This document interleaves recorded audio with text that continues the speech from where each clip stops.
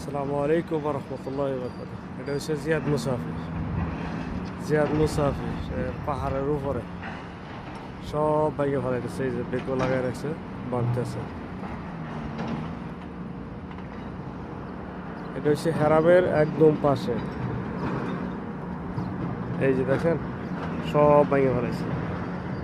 এই তো হেরাম clock tower দেখা যায়, ক্লক টাওয়ার একদম কাছে। এগুলা যা আছে, যে পাহাড়টা যা আছে সবগুলা ভাঙিয়ে ফেলাবে। এখানে বাঙ্গার ওয়ার্ডার হয়ে গেছে, শুধু খালি যে এই বিল্ডিংটা বাদে আর সবগুলো ভাঙা হবে।